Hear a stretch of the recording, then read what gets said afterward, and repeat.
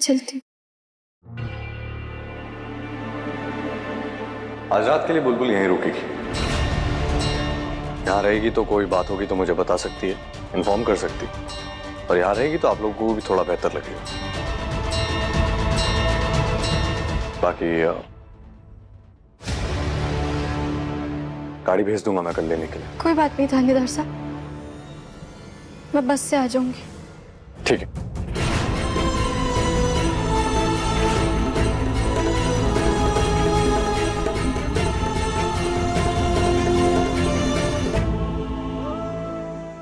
मैंने सच में थानेदार साहब को दुख पहुंचाया। अब पता नहीं हमारे को ऐसा क्या करना चाहिए ताकि उनकी नाराजगी खत्म हो सके।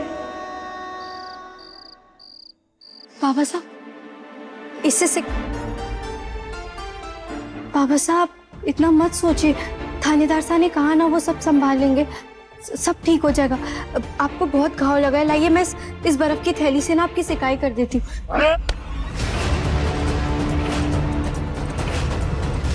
अरे जीवन का सबसे बड़ा घाव तू है। तू हमेशा की तरह ये जड़ बुद्धि आ गई हमारा काम खराब करने के लिए।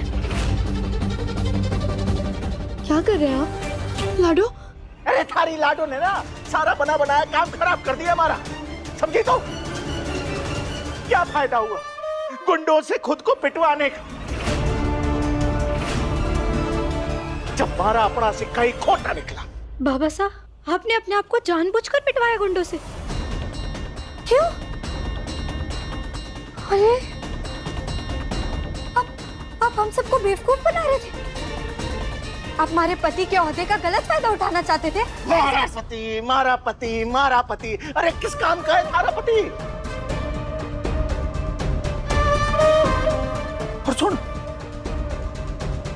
थारी मेरे आगे जुबान चलाने की हिम्मत कैसे हुई? इतनी हिम्मत हो गई थारी? तू बित्ते भर की छोरी थारी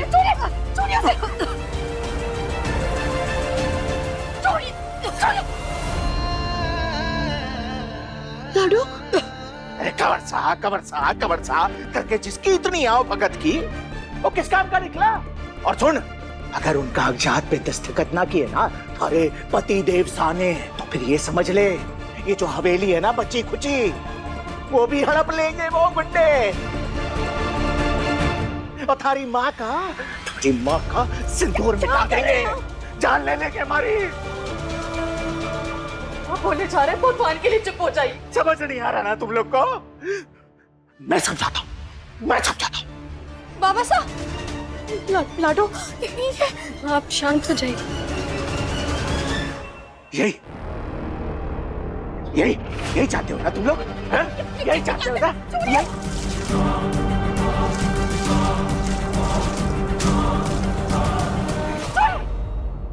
उनको आग लगाकर अभी स्वाहा कर दूंगा। राम नाम सत्य हो जाएगा मेरा। ये क्या कर रहे हैं आप? फेंक दीजिए, आग लग जाएगी। लाडो रोकना ही नहीं, ये दूर हटाइए ना। नहीं, रुक जाइए हमारी गुड़ की ढेर। बाबा साहब रुक जाइए।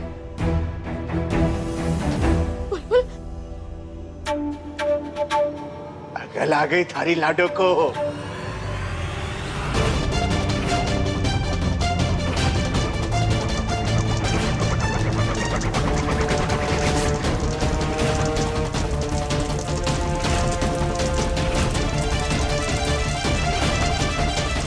लीजिए बाबा साहब, अगर आपको लगता है आग लगाने से सब ठीक हो जाएगा तो लीजिए, लगा लीजिए आग अपने आप को। लीजिए लीजिए बाबा साहब, लीजिए ना। विधवा बना देगी ये सारे को। बाबा साहब मैं कह रही हूँ, माचिस के तिल्ली से कुछ ना होगा, इससे आग लगा लीजिए, इससे जल्दी और आसानी से आग लगेगी। लीजिए।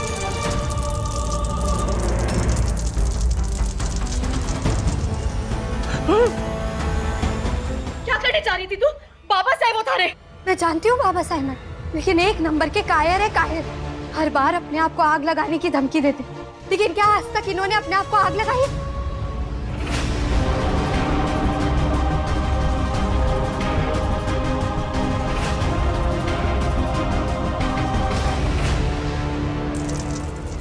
ये हर बार हमारे डर का हमारे मन में इनके लिए प्यार का और मान का ये सिर्फ फायदा उठाना जानते हैं। पहले आपका, फिर कभी हमारा, फिर कभी हमारे पति का। हमारी जिंदगी तो इन्होंने बर्बाद करके छोड़ दी। अब थानेदार साहब जैसे नेक और भले आदमी के साथ ही अपना खेल खेलना चाहते हैं। नहीं, उनके साथ मैं आपको कोई खेल खेलने ना दूंगी। आंख मत दिखाइए, अब ना डरती मैं आपसे। हमारे पति उस गैर कानूनी कागज पर दस्तखत नहीं करेंगे। कान खोल के एक बात सुन ले, अगर हमारा काम नहीं करवाया ना तूने तो ये थारा घर, थारा थानेदार, थारी जिंदगी सब खत्म हो जाएगा। थारी उम्र का सच सबको बताऊंगा। मैं तुझे पहले भी बता चुका हूं। ये जाएगा कंवर साहब के पास, उन्हें पता चलेगा कि थारी माँ ने क्या किया। हथकड़ी पहनाकर थाने लेके जाया जाएगा। थारे देवर को, जेठ को, ससुर जी को, थारे कंवर साहब की इज्जत भी मिट्टी में मिल जाएगी। उनकी साथ पर, उनकी वर्दी पर उम्र भर के लिए काले पोत देंगे। अरे सब लोग थूकेंगे उसके ऊपर, तब देखना क्या होगा। तू देख मैं क्या करता हूँ। बाबा साहब, बाबा साहब, बुलबुल रोक उन्हें, अनंत हो जाएगा। बाबा साहब, हमारे खाटू श्याम जी, हमारे लाडो की रक्षा करना।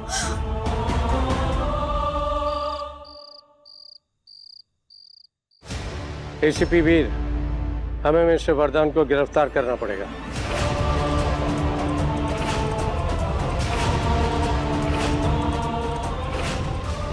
कहीं बाबा साहब ने हमारी असली उम्र का सच पुलिस को तो ना बता दिया। बाबा साहब,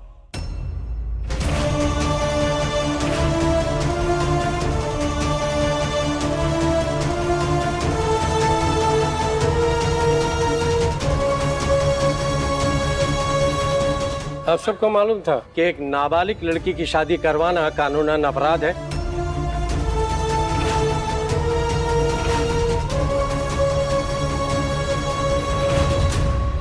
बाबा साहब ने अपनी धमकी पूरी कर दी। हमारे परिवार के खिलाफ पुलिस में शिकायत दर्ज करवा दी। हमारा संसार उजाड़ दिया। कमिश्नर साहब, मैं भी कानून ने मानूं और आपके कानून के आड़े कभी ना होऊंगा, पर मैं सच कह रहा हूँ कि हम में से किसी को भी शादी से पहले या शादी के बाद भी ये ना पता था कि छोरी नाबालिग है। कमिश्नर साहब, पापा सा सच कह रहे हैं। सच्ची हमारे परिवार को इस बारे में कुछ ना पता था। ब्याह के समय असली उम्र के बारे में सबको धोखे में रखा गया।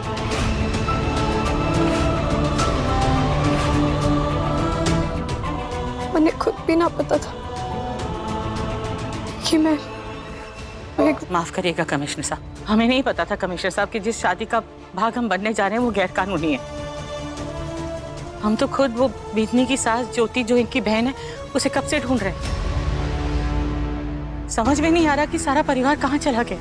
अपने गांव में जाके छुप गए सब लोग और उन्हें ढूंढ भी लिया है और उन सबको वापस अजमेर लेकर आ रहे हैं। और उनके साथ साथ वो सब भी गिरफ्तार होंगे जो संयम की शादी में गैर कानूनी तरह से भागीदार थे, जैसे आप।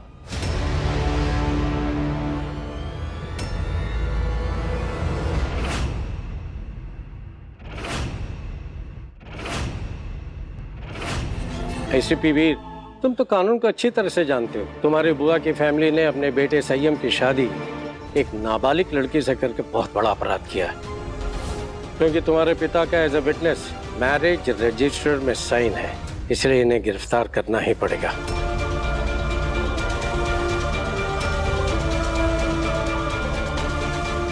माफ कीजिएगा कमिश्नर साहब, मैं या मेरा पूरा परिवार ये बात नहीं जानते थे कि नलिनी नाबालिग है। और अगर ऐसी बात होती तो मैं खुद ही शादी नहीं होने देता। सर, मेरा विश्वास मानिए। रूल्स और रूल्स एसीपी वीर, रूल्स किसी के लिए नहीं बदल सकते। ये पॉक्सो का केस है, इसकी गंभीरता को समझो। गिरफ्तारी भी होगी और गंभीर से गंभीर सजा भी मिलेगी।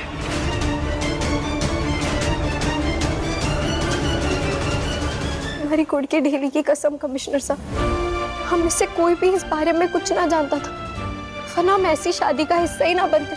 और आप भी तो हमारे परिवार को इतने अच्छे से जानते हो। वो बस सच कह रहे, हमें कुछ ना पता था। आई एम सॉरी, मेरे पास कोई दूसरा ऑप्शन नहीं है। ध्रुव। जी सर। अरेस्ट है।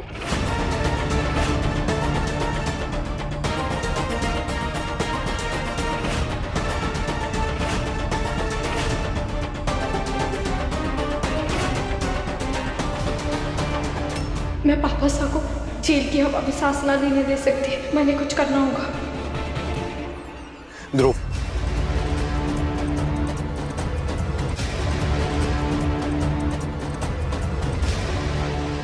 कमिश्नर साहब एक दरख्वास्त थी। मैं खुद पापा को अपने साथ पुलिस स्टेशन लेकर चलता हूँ। उनको हथकड़ी मत पहनाइए, मेरी रिक्वेस्ट है आपसे प्लीज।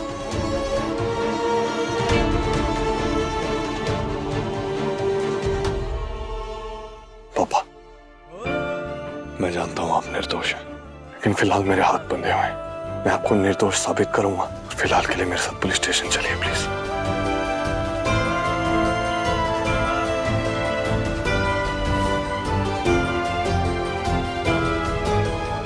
रुक जाइए वीर भाई। वीर भाई ये क्या कर रहे हैं आप पापा को अरेस्ट नहीं कर सकते। वायु, बिहेव। इस घर में कानून तुमने बचपन से देखा है ना, प्रोटोकॉल है। मैं पापा को निर्दोष साबित करूंगा, मुझ पर विश्वास रखो। वायु, वीर भाई पीछे हटो। मैं अपने दोनों कान पकड़ के आपको सॉरी बोल रही हूँ। मैं रोज अपना खाना फिनिश करूंगी। वर्णिका, मेरे को चक्कर आ रहा है। क्या हुआ ऐसे? जल्दी अस्पताल लेके चलो। चलो चलो आराम से।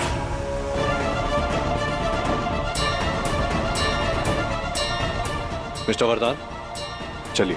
नहीं नहीं वीर, रुक जाइए।